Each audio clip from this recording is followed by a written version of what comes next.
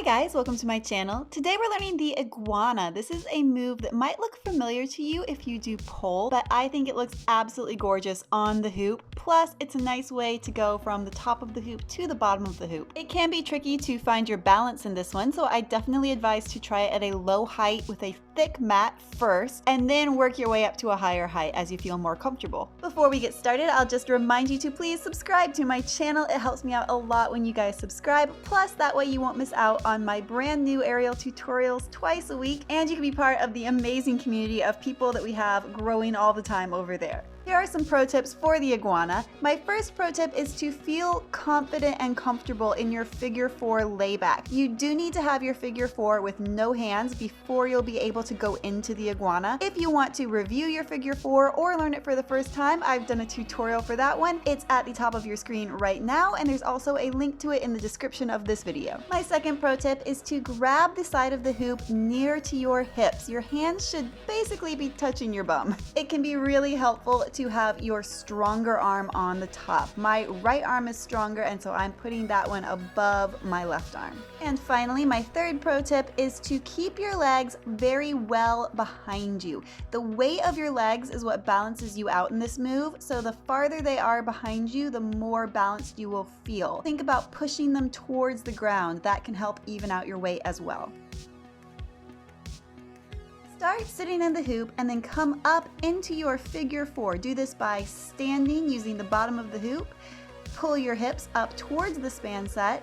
Wrap one leg around the span set, and then the other leg comes straight through the center of the hoop to come into your figure 4 layback. That's a very quick explanation, I know. If you need to go through that a little bit slower, again, check out the tutorial for the figure 4.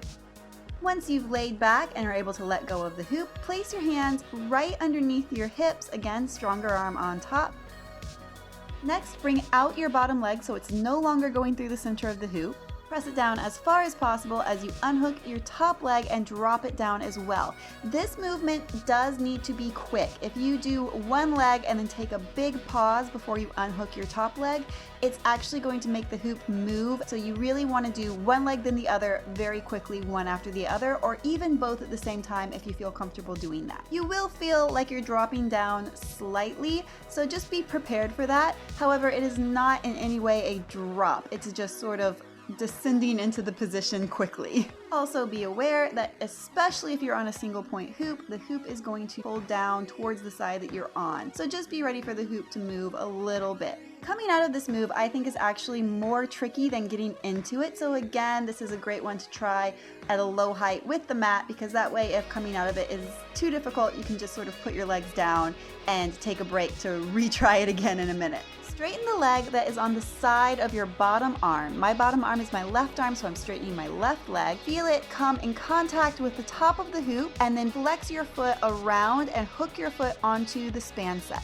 Let go with your top hand, so for me that's my right hand, and you're going to naturally swivel around and come to face the hoop with your body. Also reach across the front of your body with that free arm to help bring yourself around towards the hoop. As you come around, bring your free leg through the center of the hoop, and you're going to end up with the hoop in your front hip crease, so sort of a front balance. From there, you can let go with your arms, and you're in this sort of hanging from the hoop, hiked position. Coming out of it does feel very awkward. You might need to do it a few times before you start to really understand what's happening, but if you are placing your hands and legs in the right positions, it will sort of naturally happen on its own. Also be careful not to trap your hand underneath your hips, because it's really easy to do that and squish your thumb, which I found out the hard way. Here's the whole thing with a spin so you can see how it looks in real time. Thanks so much for watching. I hope you've enjoyed learning the iguana. This is a super fun and unusual eye-catching move.